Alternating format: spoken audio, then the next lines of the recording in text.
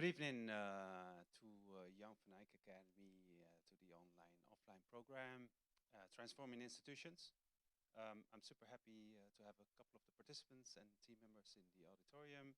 Very happy to welcome the online public for the talk that we're going to have today with Alison Tickell.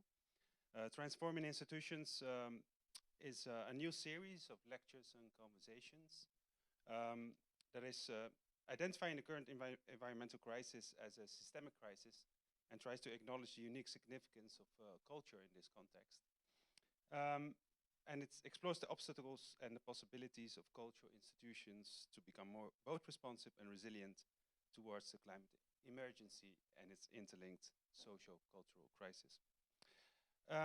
Last Transforming Institutions, we had the pleasure to have Rolando Vasquez here, who was speaking about decoloniality and the relationship with social justice and climate justice. Now we are welcoming Alison Tickell. Hi, Alison, who is the founder of Julie's Bicycle. And I'm super happy to have her here because I really feel that she's an ally in the quest to connect cultural policy and culture to the climate action. And she has been doing that for quite a long time. And so I'm really pleased and happy that she's here.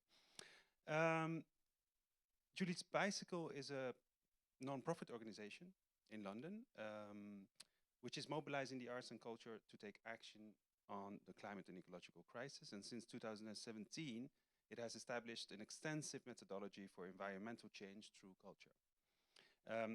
Bringing together environmental and cultural expertise with a comprehensive resource library, tools, benchmarks, and evidence-based research.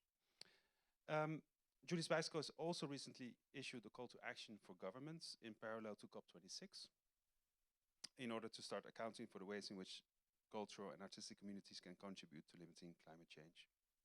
And Alison Tickell, you yourself have been a musician first. And you started in the music industry, which is really interesting. It would be nice also to talk about a little bit how you started Julie's Bicycle. And yeah, I think I'm going to leave it to you. You can do your keynote of about 25 minutes, and then afterwards we can pose a little bit of questions. So I'll leave it to you. And welcome everybody, and thank you. Thank you so much, Hicham, and thank you everybody for joining this talk. I'm really very honoured to be here tonight. Yeah, thank you everybody for coming. I'm actually going to share my screen because I have got some slides, so you don't have to look at me all the time. And let me just, as Hicham says, I'm Alison from Julie's Bicycle. We're an NGO mobilising arts and culture on climate action, founded by the UK music industry, actually in 2007, not 17. So we've been here for a long time, and now we're working internationally across the arts.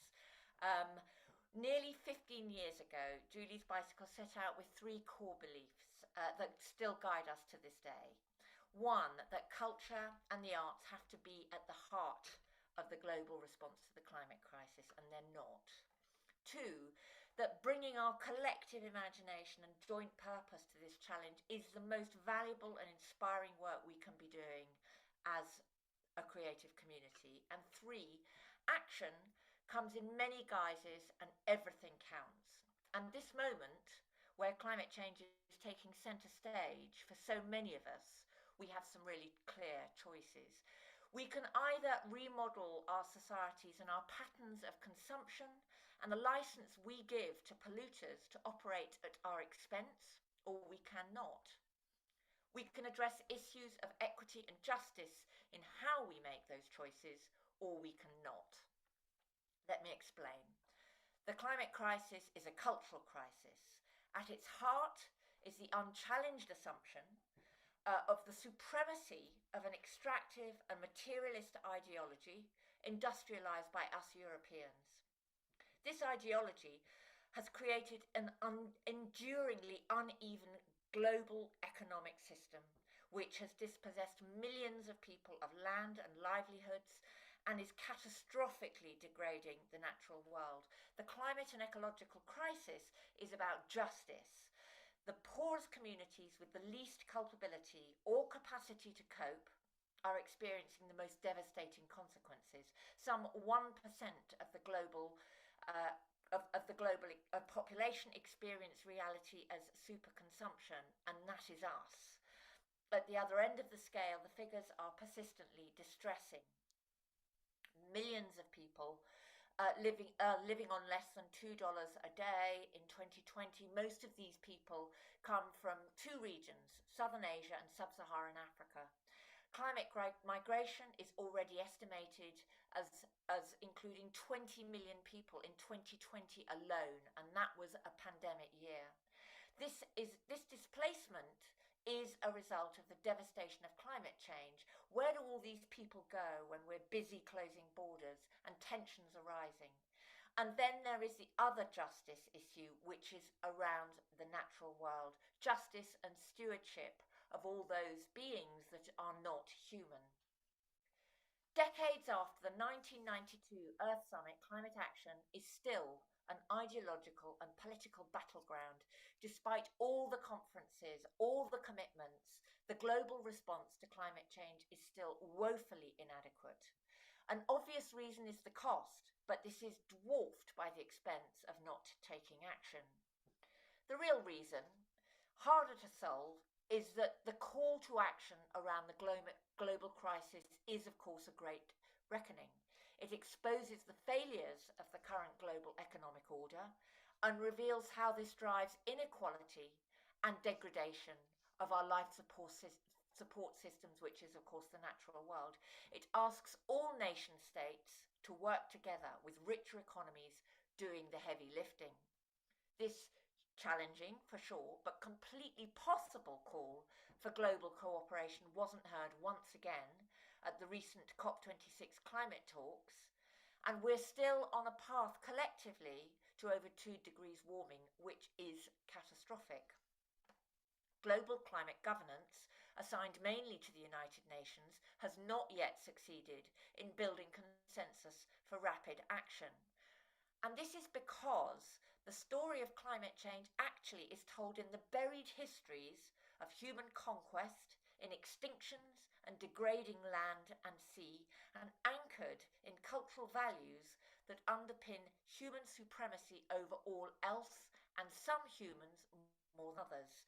The climate crisis is a cultural crisis, the consequence of myths and stories that permeate our lives. Sorry, let's go back to the second. I've missed a slide.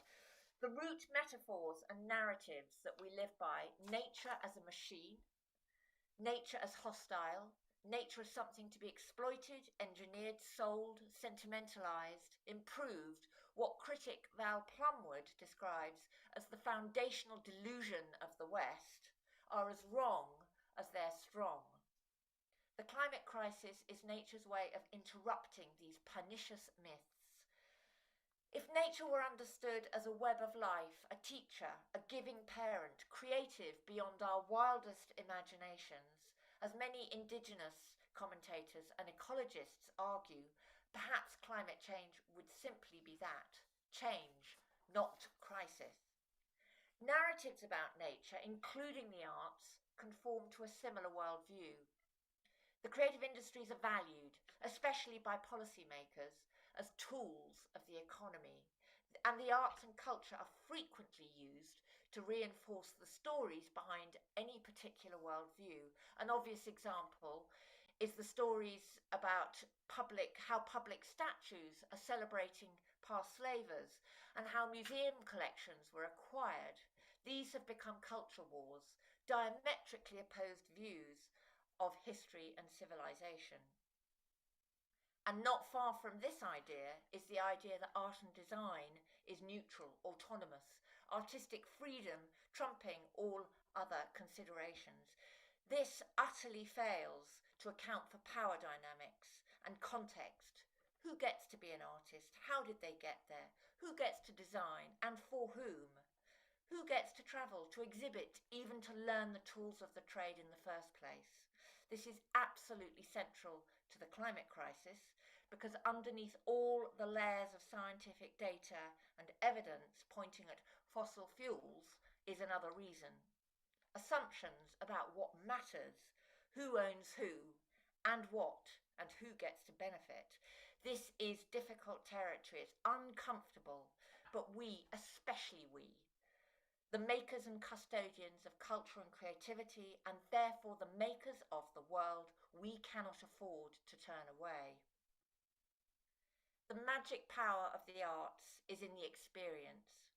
Art in all its forms, fashion, design, music, film, poetry, drama, can tell us something profound, can bring people together and reinforce community and identity.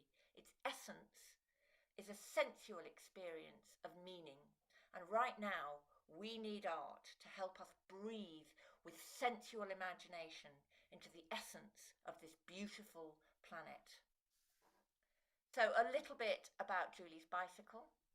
We were founded just before the UK music industry became the first country in the world to enshrine carbon reduction targets into law.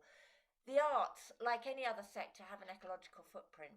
Julie's Bicycle set out to understand the nature of the challenge in real terms. What would it take to work within the ecological constraints of our planet? Unleashing the energy of the creative community, invigorating values that restore our understanding of belonging within nature was the real objective. And Julie's Bicycle decided that what we needed to do was to translate the climate crisis into day-to-day currency by creating sector-specific expertise and resources that inspire words and action. In other words, what would it take to embody climate action? Doing itself will rewire our brains much more effectively, actually, than thinking about it. And we know this now when we look at neuroscience and what's coming from that. Our premise is that this itself, this rewiring through action, will empower the arts to champion ambitious climate action across civil society. This embodiment is going to breathe life, inspiration, joy into the arts themselves.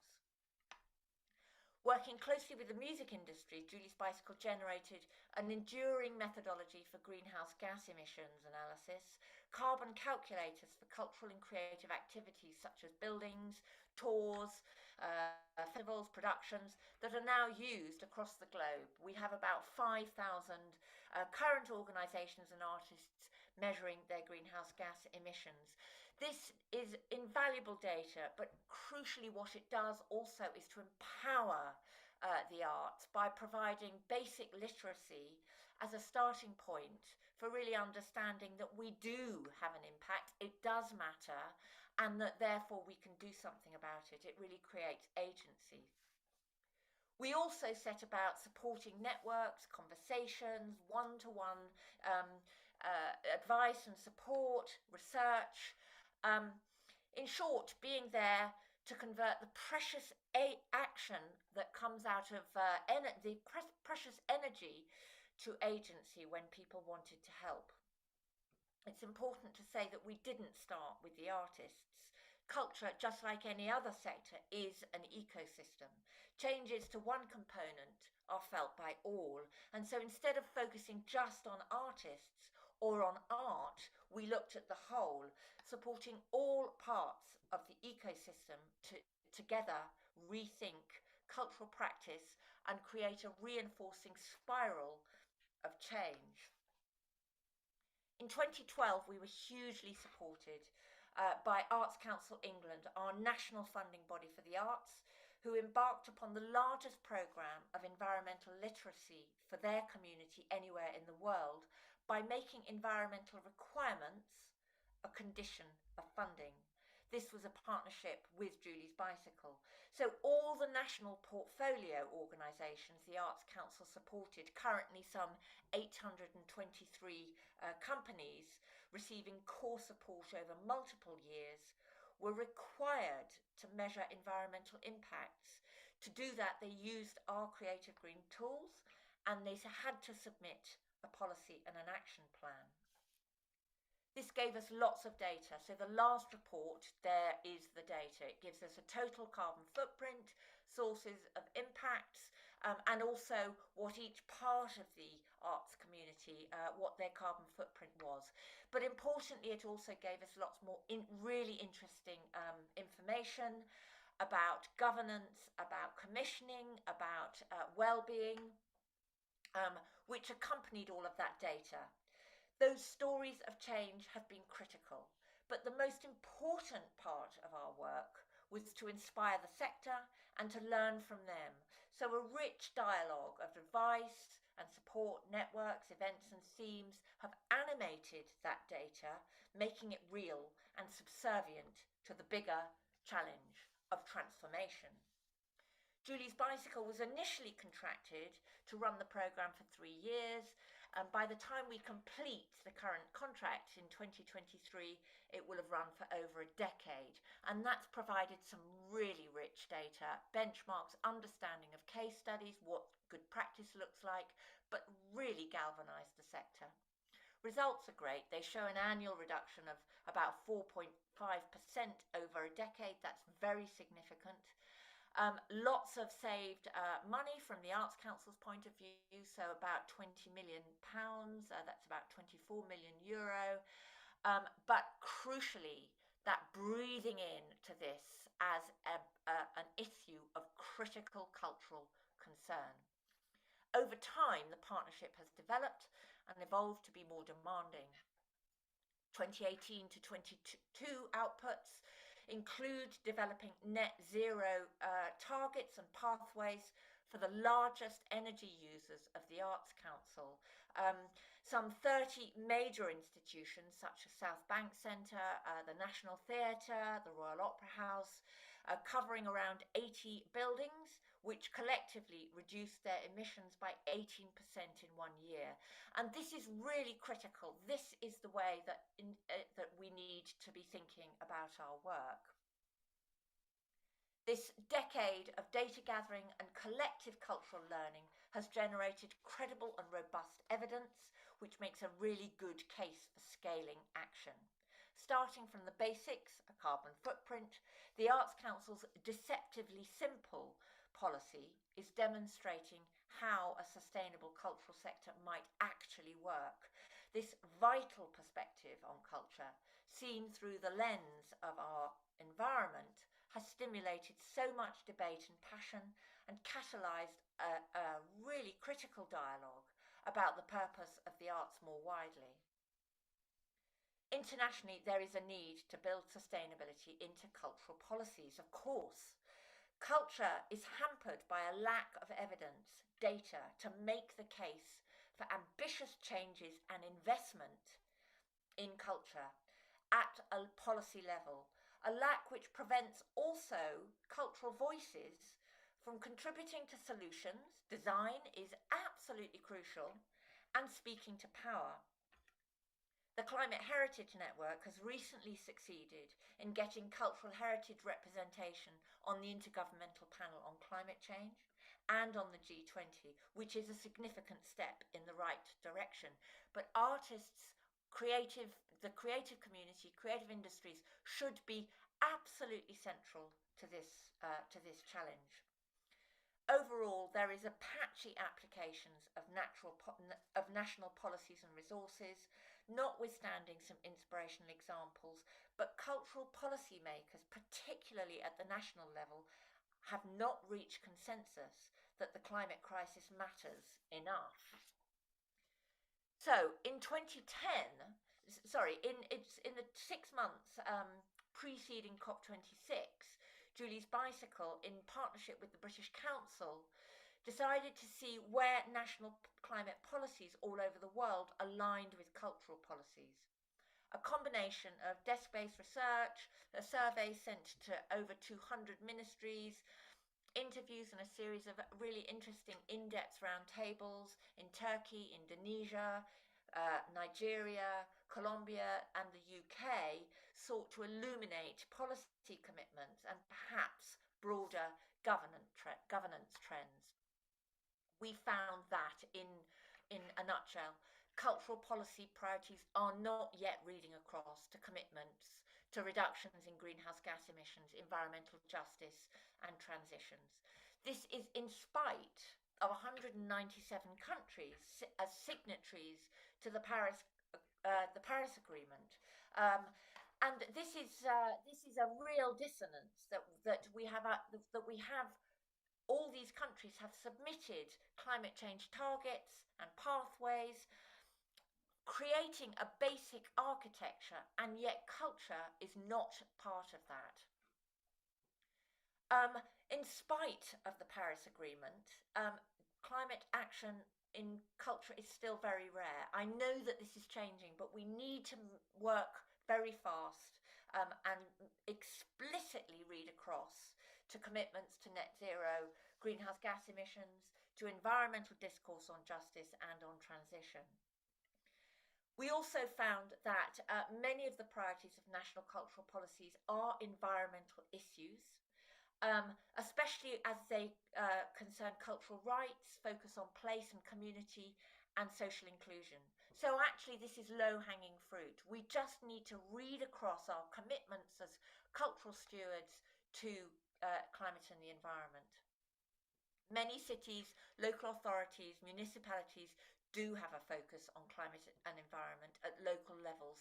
There's a huge amount of grassroots activity. There's a huge amount of knowledge and expertise, particularly at the hyper-local level, and this should be informing national policy. So a dialogue really does need to be created, which starts from the ground up to inform national policy and meet where culture can meet international targets, national commitments, and grassroots expertise around culture. And at that point, we will have a transformative cultural agenda. All cultural decisions should prioritise the environmental crisis, particularly in the years before 2030. We are wasting time. We have none of it to lose. We need to get moving. And there are already so many communities of practice. There is so much work to be done. But of course, policy on its own isn't enough.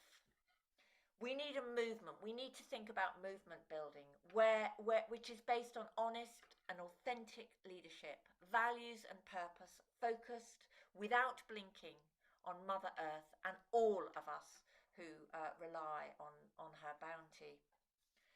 In 2017, Julie's Bicycle looked across to ask ourselves, well, what is movement building?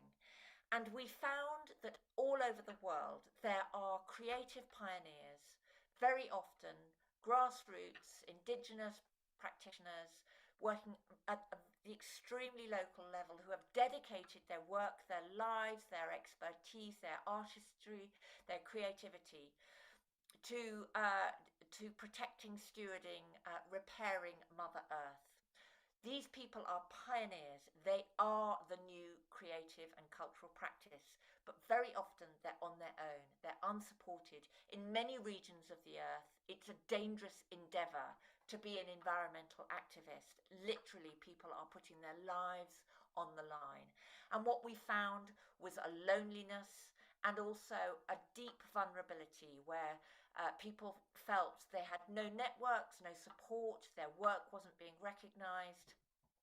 And this precious, valuable knowledge, these extraordinary cultural pioneers were getting lost. So we launched a programme dedicated to creative climate justice and leadership, specifically to support these artists and activists on the frontier of culture.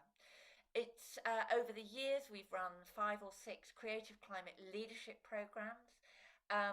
It's a group of exceptionally committed, mainly grassroots artists and activists who are a glimpse into our future. They have shown respect for people in relation to one another and to nature, who have slowed down enough to listen to what is being asked of them and sped up in response to the call to action, who appreciate this delicate balance is not a paradox. It is the essence of art, the invitation to appreciate and respond to this very particular moment. We are all connected to the world around us, a dynamic interplay of endless action and reaction, and so, of course, are the arts, weaving together our experiences of body, soul, and sense into ways of knowing that resonate deeply. I personally took a while to understand the real nature of the climate crisis, that the turning in to grief and loss, and through that to connection, was the thing. When I founded Julie's Bicycle, I thought a carbon footprint was enough, that with diligence and a plan to reduce our impacts, we could ride this wave. But I was wrong. I had to fall into it, experience what it feels like to be at the mercy of forces way beyond my strength, to be out of breath, to have my ears roaring, and miraculously to float. And that is my privilege. Putting this privilege in service to Mother Earth is the clarion call. I invite you to listen, because this call is absolute. Thank you.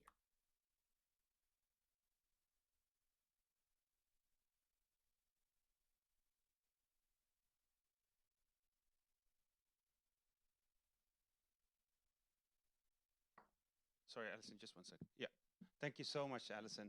And now we find ourselves in the awkward situation that I'm looking at a screen, because we kind of decided that to limit our climate kilometers, to invite some people that are around that would be invited physically, and some people we do online. And this also takes us to quite weird situations in a sense, because in effect, the ecological crisis, or thinking about the ecological crisis, has an effect on how we produce and how we move forward as cultural practitioners. I have I'm going to ask you a couple of questions, and then I'll give it also to the crowd in order to ask you questions. But the question that most lingers with me, a question that I get asked a lot, is why culture? Why culture? Because isn't it the larger companies that need to do their bit? Isn't it about the larger perspective? Why is culture complicit in this? Could you maybe elaborate on that? So there's two questions under that, Hicham. Why is culture complicit, but also why culture? Mm-hmm. And the answer, I think, is that first of all, just in a very mechanistic way, culture, and I include in that creative industries, the arts, and heritage. Culture is the maker of our world. In terms of creative industries, it's design, it's fashion, it's architecture, it's so much of it is the plasticity is around us. It's actually the nuts and bolts of how we live. And of course, embedded in all of that are cultural assumptions about what's important to make our world into. The arts are about experience. They're about an aesthetic, a deeply sensual experience, and heritage is about the creating of myths and symbols into meaning, habits, behaviors. So in that regard, culture is, of course, absolutely fundamental. It is both, and neither is it neutral. It's both the maker of our world, but also the visionary. It contains within it so much of hidden and explicit value and a lifestyle. And it still baffles me that it has taken so long for not just for culture, actually, and this is a challenge for culture, not just for the cultural and creative community, to recognise just how hugely responsible we have been and are, but also for the climate community to understand that actually this is not going to be solved if you throw data at people or you chuck some technology at this challenge. This is about people. It's about how people feel. It's about how people commune with one another, with themselves, but also it's actually about how people behave around consumption. The advertising industry knows that very well. We need to think about that for ourselves as well. Yeah, exactly. The advertising industry is reminiscent of this idea of culture on steroids, almost, Yeah, yeah, creating worldviews, in fact. exactly. But would you make a distinctions between the arts and culture, as culture is the larger idea of how we view the world, and the arts is sort of the little brother or sister of culture, one might say, Yeah, no? yeah. Culture is one of those, another of those very ambivalent words. It Yeah. means all sorts of different things. Um, I do think that there is a sort of sweet spot with the arts. It's like a distillation, if you like, of a lot of culture. Um, when I talk about culture, I generally am speaking about creative industries, arts, and heritage, not the broader sociological context of culture. But of course, they are deeply and intimately connected. I suppose when I talk about culture, I'm talking about a community of a community, I suppose, of sectors. But of course, it Mm-hmm. does everything is so connected and reinforcing. Sure, sure. And why do you think that culture has been up till now excluded from the discussion around climate action? Because culture, well, first of all, I think part of it is because culture is considered not material, wrong, an incorrect assumption. Um, it's always suffered from not because it's about experience. We have a very materially based assumption of value, and our economy is so strongly based on material worth. Culture has always had challenges in in justifying itself. You don't just see this just in the climate space. And it's also very often considered to be fundamentally about instrumentalizing Mm-hmm. the work that we do. So it's not been understood. I think this is changing. I was at COP26, which are the climate summit talks in November in Glasgow, and we saw more representation of culture, particularly outside the talks, than I've ever seen before. And people are beginning to realise that actually this issue, like so many, but this issue particularly, really does need to be mediated through different meanings. It's not fundamentally about consumption. Right. And can you also explain to us a little bit this double-edged sword of culture is the problem, culture is the solution, in fact? Because Yeah, yeah. there's this Because happening. underneath a cultural manifestation are, of course, values. It's what we care about, what we choose to um, manifest Mm-hmm. in whatever form. And underneath that, we have. I think this is an invitation to um, to really think about how we are expressing, how we are feeling our way into a much deeper, profounder, richer experience of what it is to be a human being in communion with not just other human beings, but in communion with Mother Earth. And that actually is a very transformative agenda. And the climate crisis, the environmental crisis, is a transformative crisis. Without that journey that I've been on personally, and I'm sure many people who are or might be listening to this will have been on personal journeys which are really asking ourselves what it is that's being asked of us and how we might connect differently to our experience on this, our short experiences on this earth, and see the world in a different way. um, this is not new. These perspectives are not new. They are not new at all. In fact, they go back thousands of years. But we have lost that capacity to open our hearts and minds to a different level of connection Mm-hmm. over the last, particularly the last 50 years. And that's the invitation.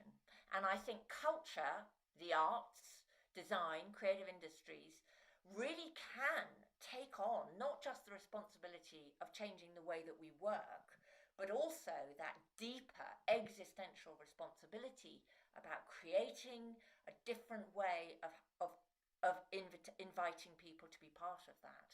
And that's what makes us different. It is also what makes us deeply compelling and deeply responsible. Yeah.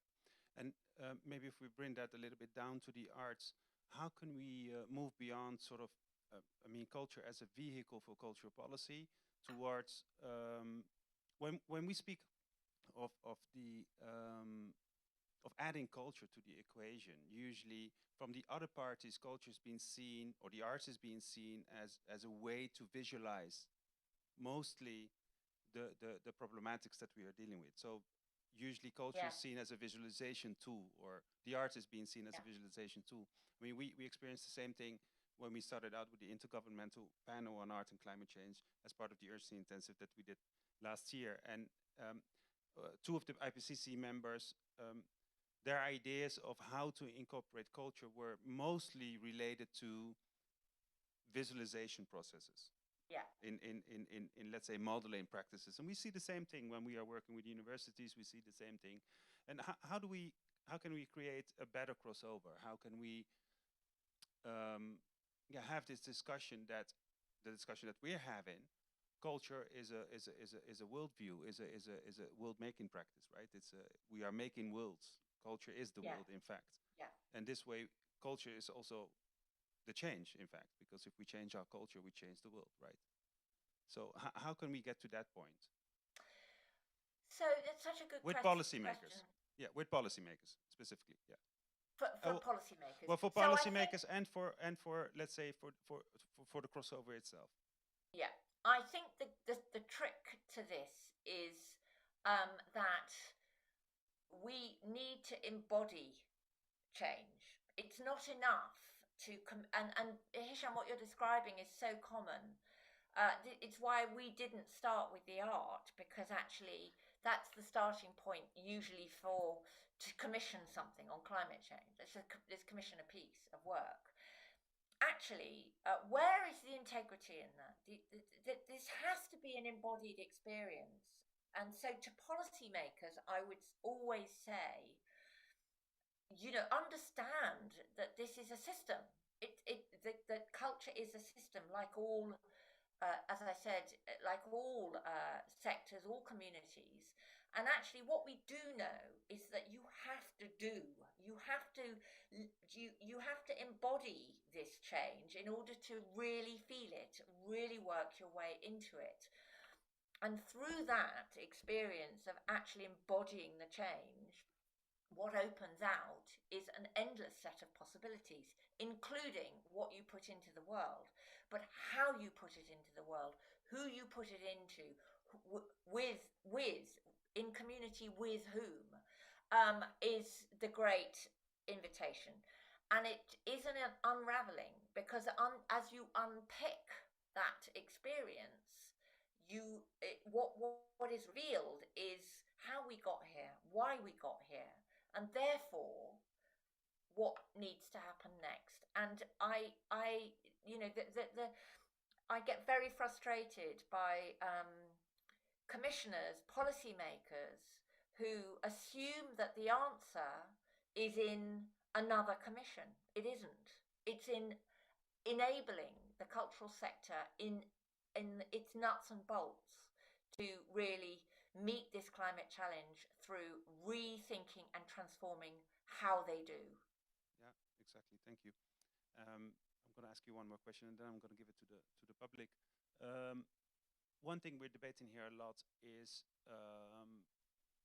if you bring it down to our particular case of being an international residency where we have artists around that produce work, and we are talking about material transition in terms of mobility and these kind of things. How do we make it so we do not corner the artists, but support the artists in a sense? And how do we choose between the carrot and the stick, let's say? Okay. Yeah. So obviously the first thing is that artists will do what they do. They do what they do. They will find a way of responding to this, and we're seeing it everywhere. creative practice at the moment is so inspiring and so ambitious.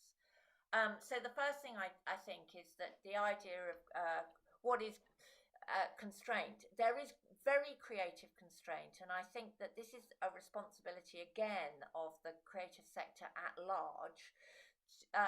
When Julie's Bicycle started, we asked ourselves, well, what is it that is going to um, that is going to empower artists in this space? And I think what will empower artists is a system, a context in which they work that is really supporting these values.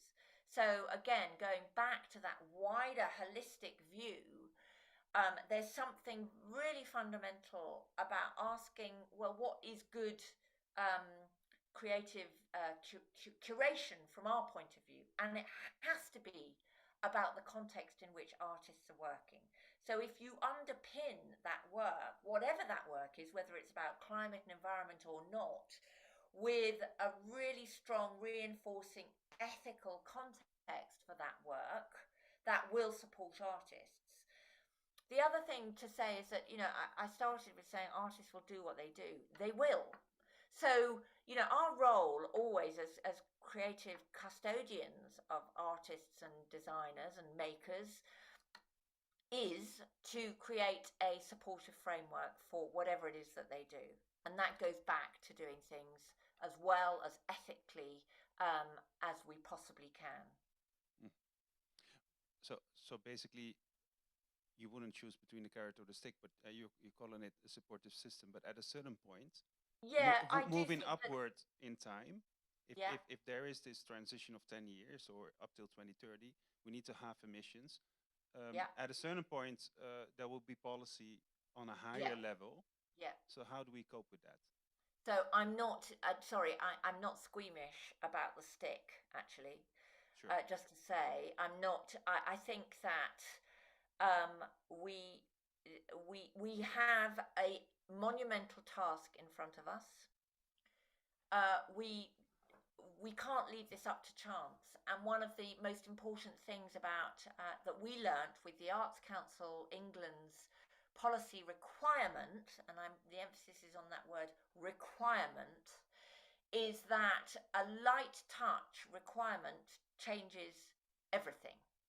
And I think that now we need to understand that the stakes are really high. We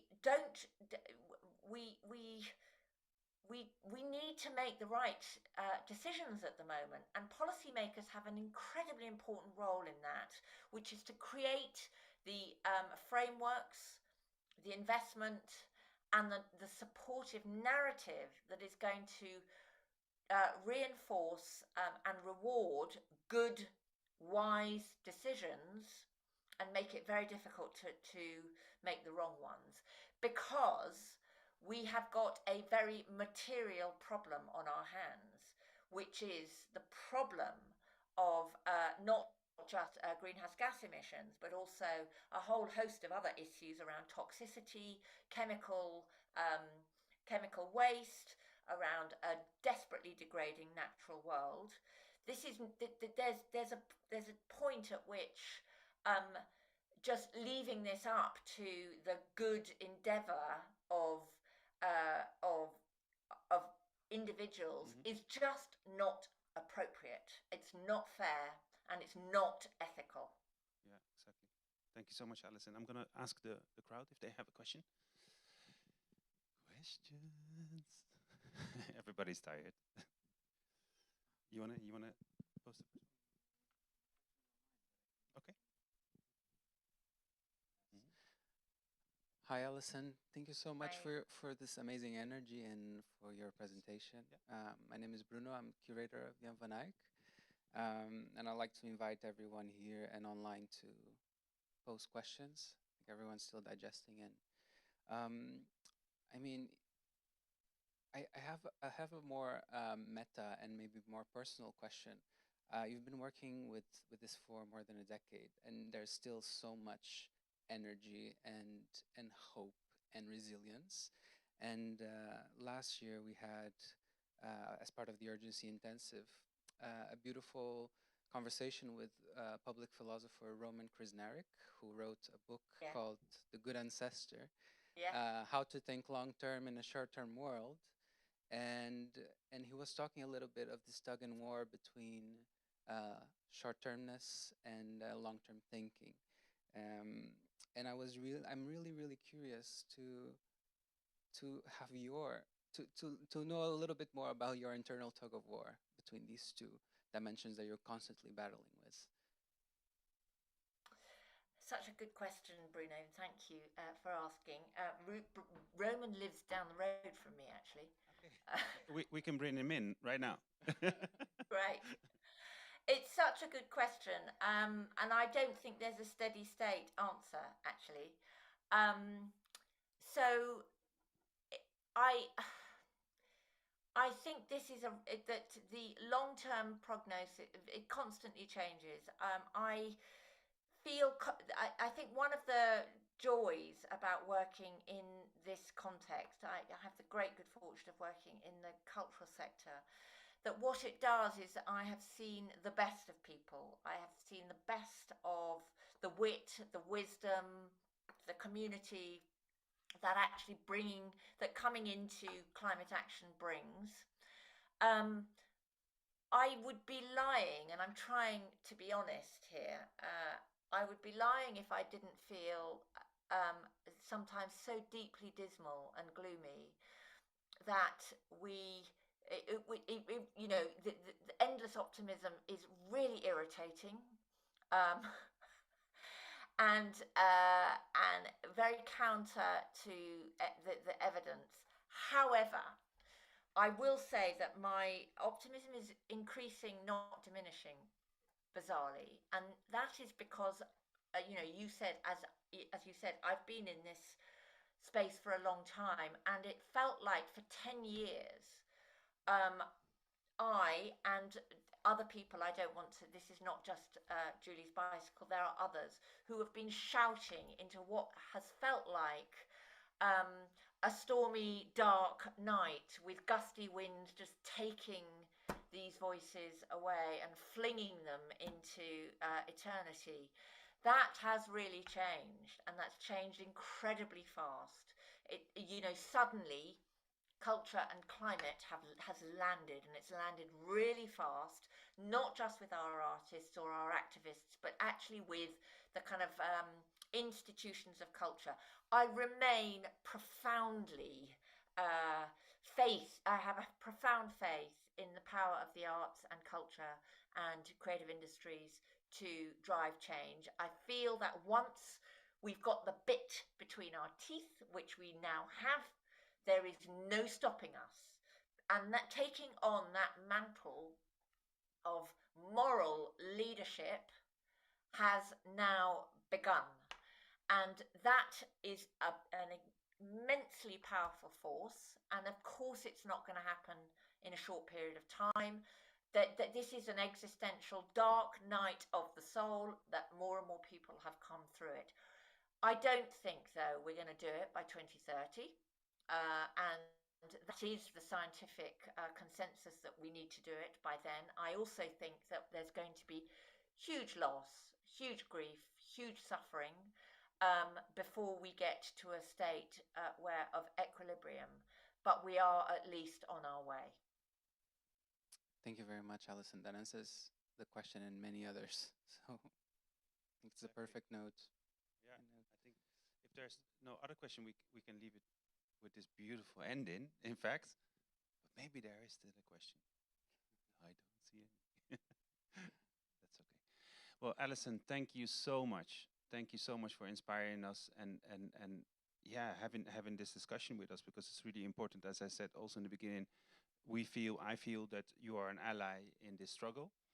And it's good to have allies around you, because sometimes you feel that you're sort of struggling on your own, I might say.